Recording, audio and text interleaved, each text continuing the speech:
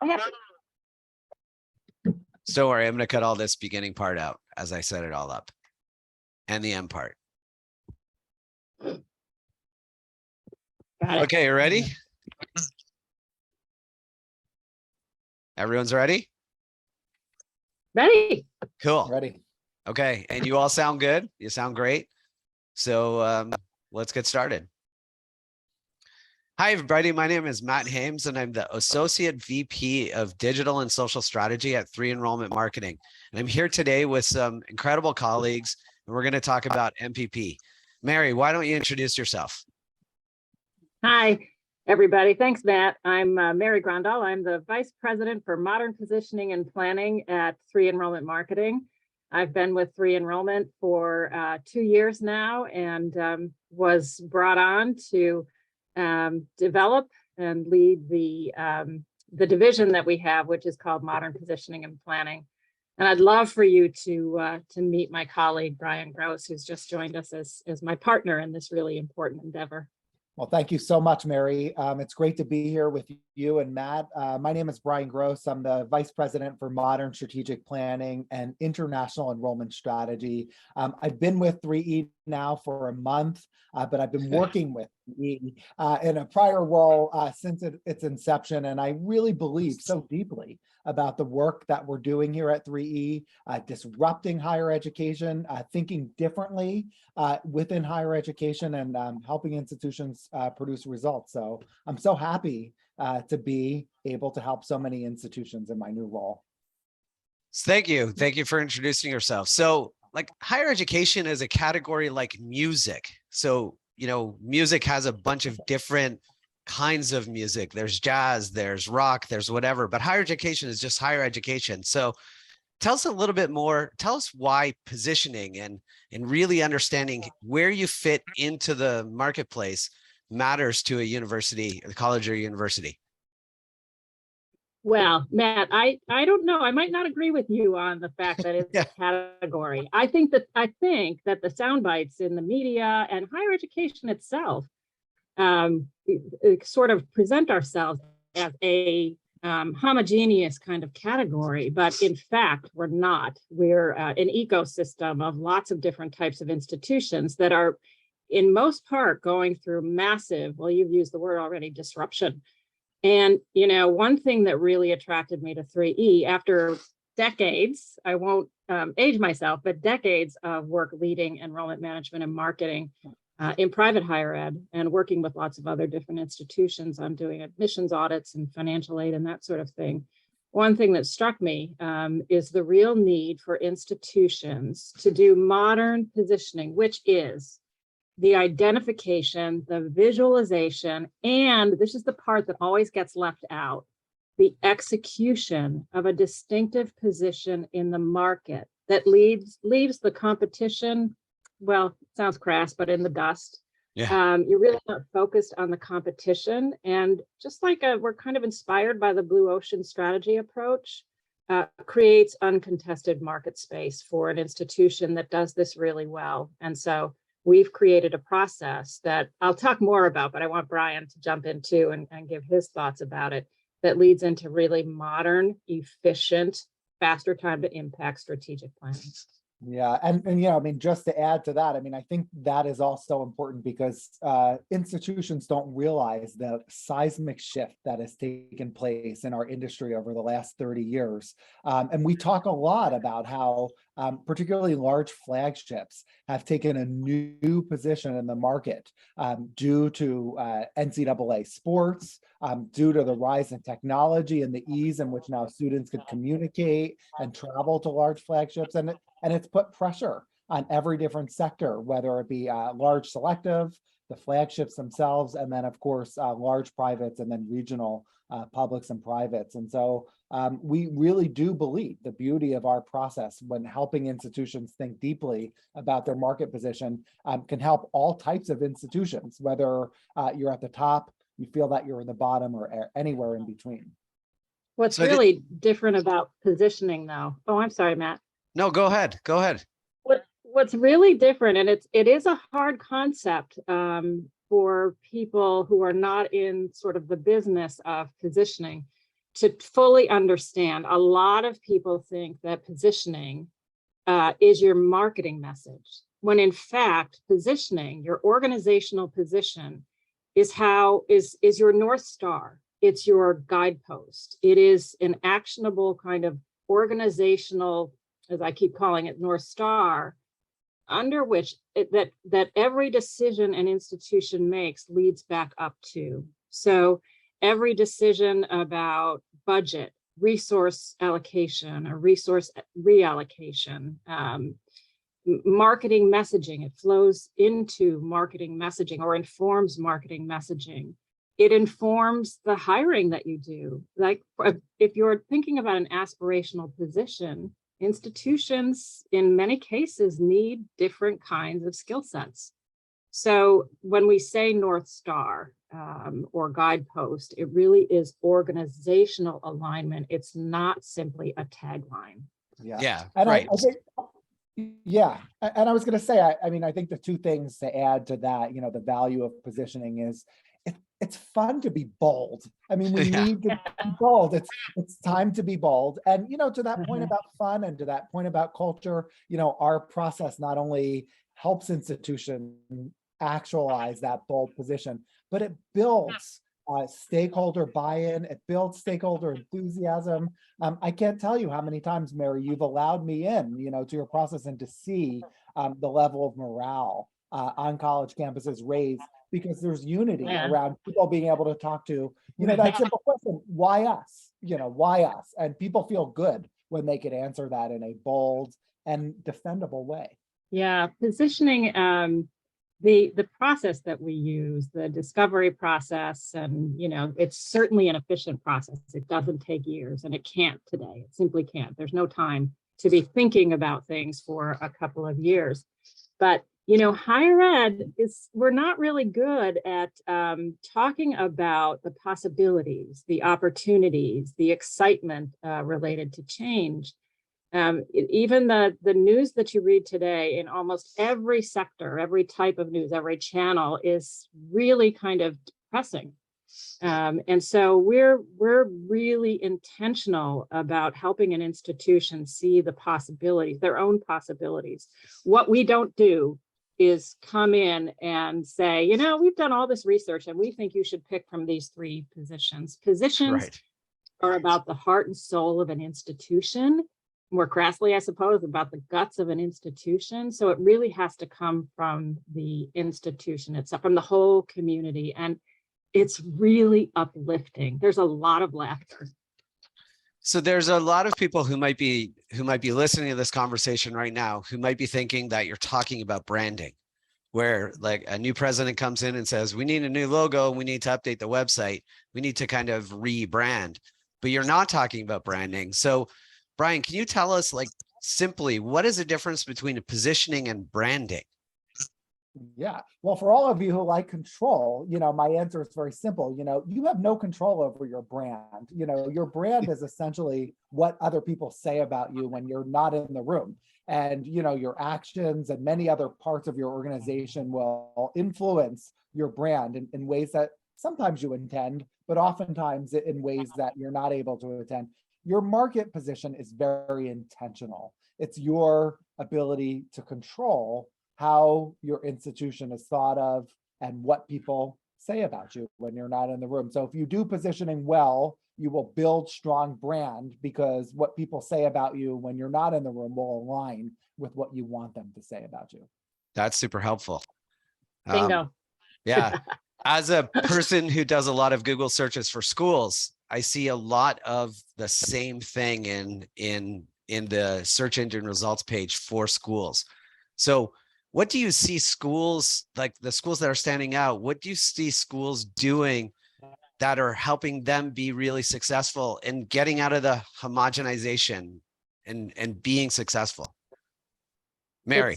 It sounds really simple, Matt, you know, but what they're doing is putting a stake in the ground. They're flying a flag that has to be authentic to them, also has to have, some will often ask me in a community when we're going through discovery, well, should it be about who we are today or should it be about who we want to be? Yeah. And our answer is always, you have to have one foot in reality. So that's today. I always say you have to have the bigger foot in aspiration and design what you need to do around that aspirational point. So I think it's really important for people to understand that this process is unique. And a lot of institutions, you're so right, will say things like, we give great individual attention, personal attention. We have this laundry list of academic programs. We're ranked as et cetera, et cetera, et cetera. But if everybody's saying that about themselves, and gosh golly, we've done the review of lots of different institutions, then they're all just talking about higher education. They're not talking about their own institution. Yeah. Yeah. And, again, just to be bold here, it's just not the time for institutions to think that the messages that may have worked for them historically are going to work for them in the future. And again, back to my point about, market positions, the institutions at the top of the food chain that are doing well, they're investing their money in ways where they may be able to quicker in the market achieve what we call personalization at scale. And so it's putting this pressure on the rest of the institutions in the market to say, what is it that's unique to us? To Mary's point, what are the resources that are realistic for us, to be able to spend? But how can this give us hope and inspiration, for the future? And Mary, you've really showed me, the ability to work with really dynamic leaders. And this process actually helps leaders and institutions fundraise, because when you have an aspirational position that also has this basis in the present, it really inspires current and prospective donors as well. There's another part to it. Bryan, you're right about leadership.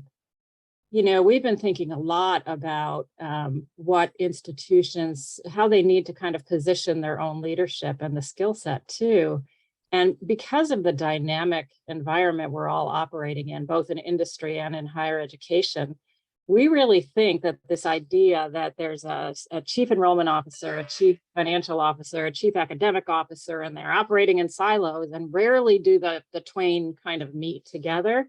We actually think what's needed around the table, and maybe this is more thought than actual resume, is a chief enrollment strategist, a chief marketing strategist, a chief financial strategist, a chief product strategist. So, even when you change the idea of a title, maybe it's only conceptual, but it's a frame or a lens through which leadership can look and can view their situation in a very different way.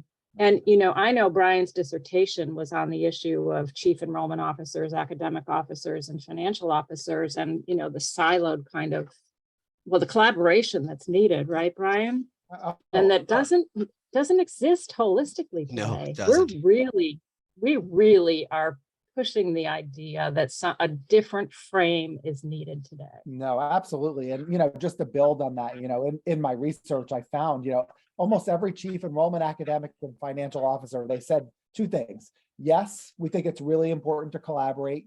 Yes, we currently meet, but no, we don't meet with the type of intention and focus that we could.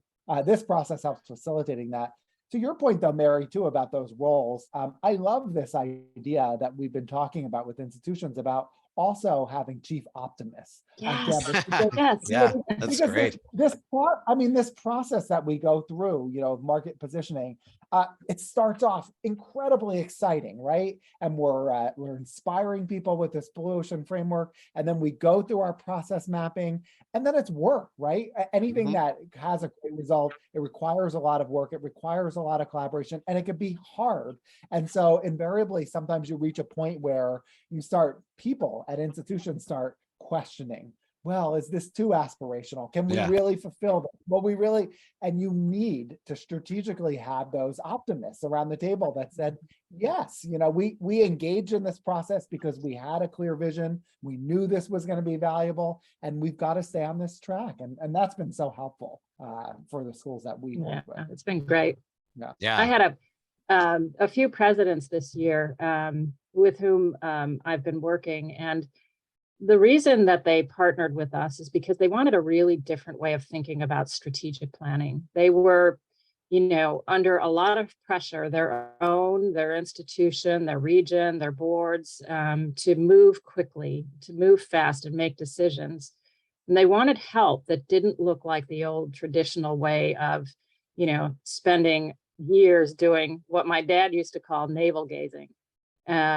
They really wanted a process that fit our process, that led them to a faster time to impact. It's really critical. And it's very hard if you can't facilitate that well, because today, institutional leaders and faculty and everyone, they're grappling with the day-to-day needs that they need to accomplish, but also the crises of the day.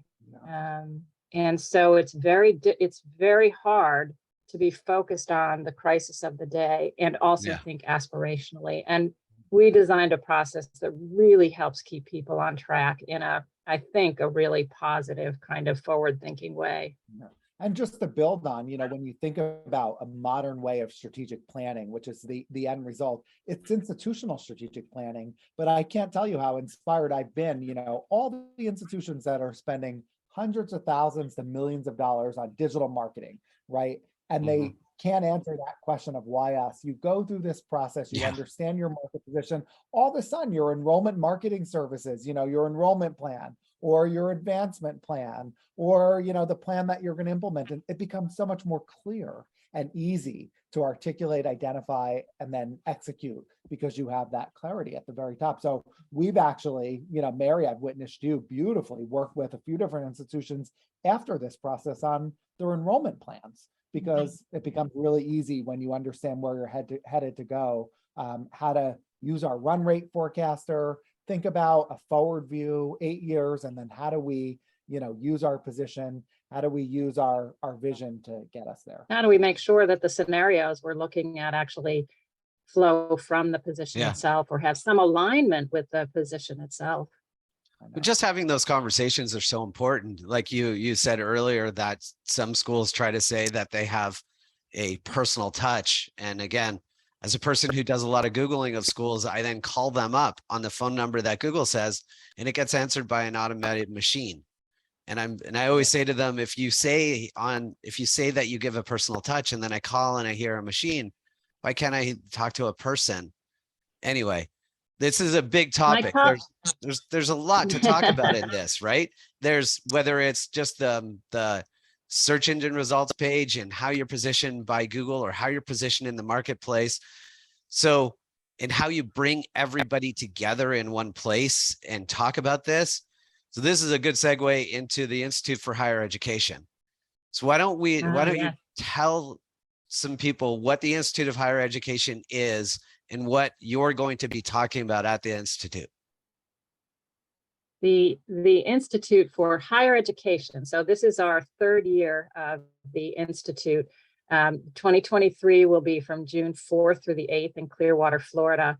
The Institute is also the home of what was known as the Institute for Strategic Enrollment Planning. And that model came out of the old, what many who might have been in enrollment management for a long time was called SNOMAS. It was a really intensive, week-long, safe, kind of comfortable environment where leaders in enrollment management really learn from each other, best practices. And we've actually thought a lot about the fact that the issues related to enrollment management are institution-wide. And so not to be directing the conversations or having conversations with most experienced people in higher education, along with the most experienced people in industry, kind of bringing those together. Like we were really missing the point. And so next year in June, we're hosting what is now billed the Institute for Higher Education. We want to change higher education. We want more access to higher education. Take it from there, Bryan. Wow, and it really, I've been as a participant in the conference, it's really built on this idea of honest sharing. And those that come to the conference, they come with an openness and a willingness to share.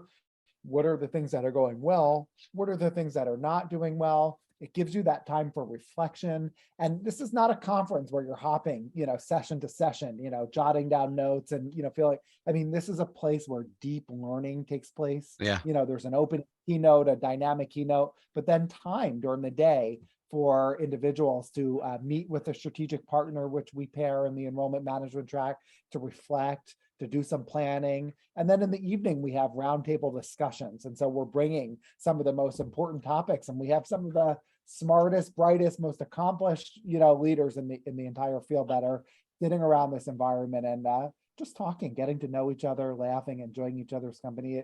It's really important. The work that we do throughout the year is really serious.